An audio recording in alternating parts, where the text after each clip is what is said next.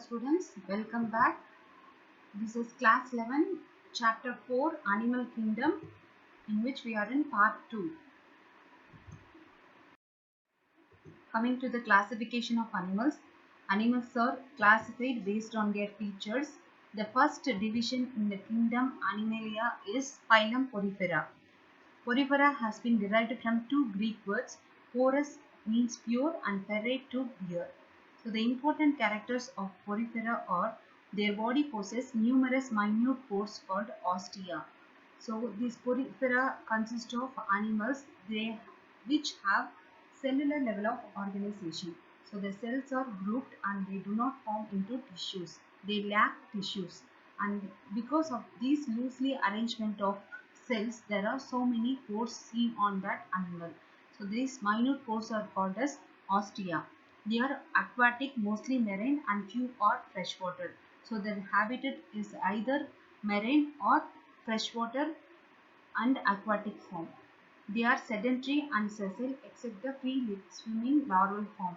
So the mature sponges are sedentary and sessile, whereas the larval form is free swimming.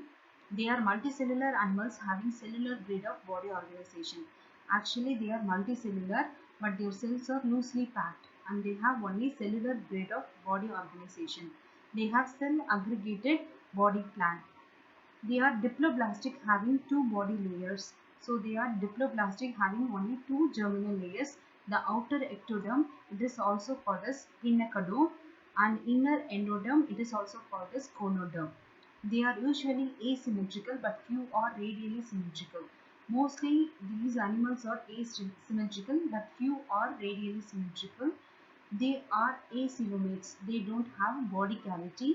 They have well developed canal system where water enters through ostia into the body, circulates inside the body and goes out through osculum. So the input is through ostia and the output is through osculum.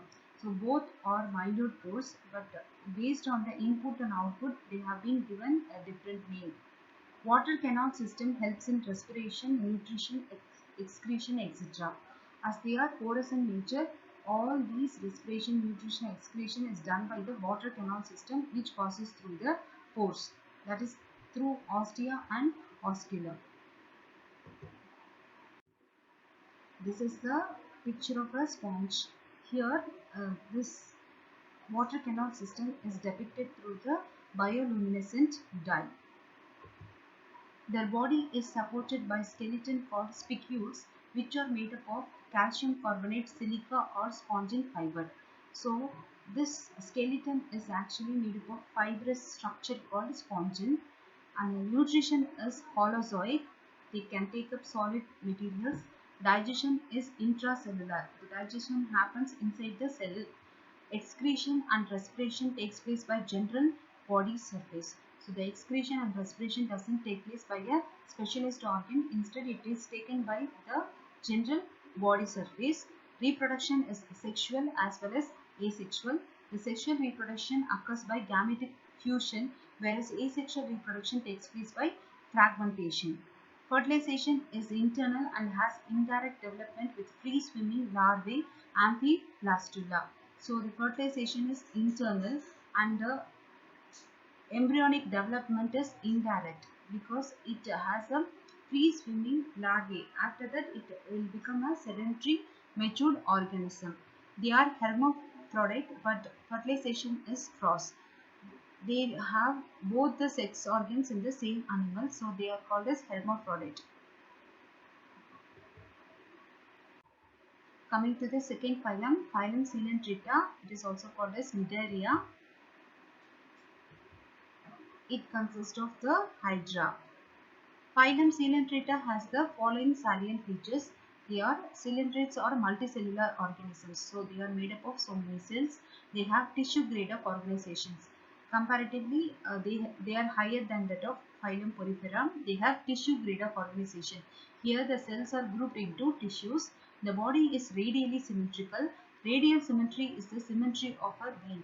So the radially symmetrical means it can be cut into equal parts through any plane. All the members of this phylum are aquatic in nature. They are solitary or colonial. two types of individuals occur in the life cycle. They are polyps and medusa. So there is two types of individuals, that is polyps and medusa. They occur in the life cycle of these organisms. We will see how they alternate with each other. The body wall is diploblastic. It is made up of two layers of cells, namely the ectoderm and the endoderm, with a non-cellular layer called mesoglea in between. So they are diploblastic in nature. So the germ layers are outer ectoderm and inner endoderm, and there is a middle layer that is called as mesoglea. Nematocysts or stinging cells are present. These stinging cells are used for protection and also for the capture of prey. Coelom is absent, hence coelentrates are acoelomate animals. So you should not confuse with the name coelentrata, because this coelentrates doesn't have coelom. They are actually called as acoelomate animals. A gastrovascular cavity or coelenteron is present. It can be compared to the gut of higher animals. So the gastrovascular cavity or coelenteron is present instead of the body cavity, and it can be compared to the gut of higher animals. So this is the coelentrates. Hydra is the best example, and this is the body staff, and this is polyp. Polyp is a structure. It is a asexual structure. This is the mouth or anus, and this is the tentacles, and gastrovascular cavity is present, which represents the gut of a higher animal, and they have gastrodermis and mesoglea, which is the middle layer that is present in between ectoderm and endoderm, and the epidermis, the outer layer, and this is the tentacle here in the medusa. Medusa, it has tentacles, mouth and anus, and they have also the gastrovascular cavity. This is the polyp structure, and this is the medusa structure. Actually, polyp is sessile in nature, whereas medusa is a free living which can swim across. And this is a stinging cell. This is a stinging cell which is used as a protective structure and also for the capture of prey. Mouth is present but anus is absent. So it is having an incomplete digestive system where only one opening is there. Digestion is extracellular as well as intracellular. So the digestion can take place either extracellular or intracellular, inside or the outside the cell. Respiratory, excretory and circulatory system are absent. Nervous system is diffuse type, formed of nerve nets. So the nervous system, the nerve cells are scattered all through the body. Reproduction is by asexual and sexual methods. So the reproduction, if it is asexual, budding takes place. See, you can see the budding in Hydra here. So external budding happens, and this bud detach itself and forms a new offspring. Development is indirect as there are one or two larval forms. So the development is said to be indirect if the development takes place through larval form. Life history has alternation of generation or metagenesis. So there is an alternation of generation between the polyp stage and the medusa stage. So that is called as alternation of generation, and it is also termed as metagenesis. This is a life cycle, that is an alternation of generation. So here, this is the polyp. Polyp is the asexual reproduction structure, and here this polyp will give rise to the medusa through asexual reproduction. So this medusa in turn, it has gonads and produces the gametes, that is egg and sperm, which is haploid in nature, and it undergoes fertilization. After the production of diploid zygote, it turns into a polyp. So the polyp is actually diploid in nature, and this medusa will give rise to the gamete, which is haploid in nature. So this is the alternation of generation, where the polyp gives rise to medusa asexually, and medusa gives rise to polyps sexually. So there is an alternation of generation, and this is called as metagenesis.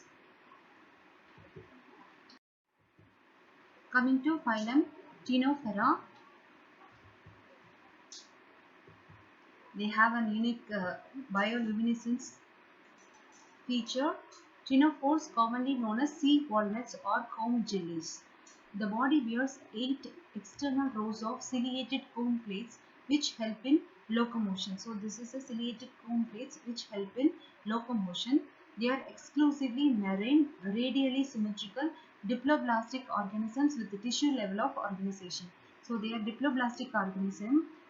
They have ectoderm and endoderm, and they don't have mesoderm, and they have a tissue level of organization. Bioluminescence is the property of a living organism to emit light. Is found in ctenophores. So here they have the bioluminescence in which they can emit light by themselves. Digestion is both extracellular and intracellular. Sexes are not separate. Here they are also hermaphrodite in nature. Their sexes are not separate, and the digestion takes place both extracellular and in intracellular state. Reproduction takes place only by sexual means. Fertilization is external with indirect development. So here there is no such asexual reproduction, and the fertilization is external. It takes place outside the body, and there is indirect development. There is development takes place through larval stage. Examples are Pleurobrachia and Ctenoplana. Coming to the next phylum, that is phylum Platyhelminthes. Platyhelminthes consist of the flatworms. So platyhelminthes have dorso-ventrally flattened body, hence are called flatworms. They are bilaterally symmetrical, triploblastic and acoelomate animals with organ level of organization. So they have organ level of organization and they are bilaterally symmetrical. They are divided into equal halves through one plane, and they are triploblastic in nature. They have outer ectoderm, inner endoderm and the middle mesoderm, and they are acoelomate animals. They don't have a body cavity. This body cavity is not lined with the mesoderm.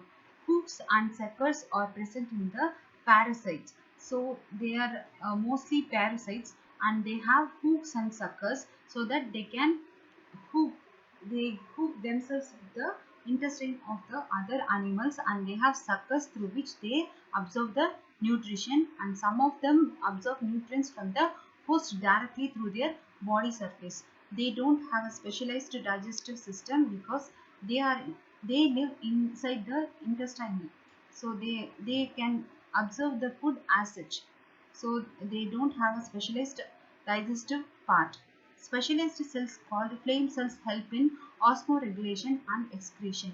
For osmoregulation and excretion, they have flame cells. Sexes are not separate.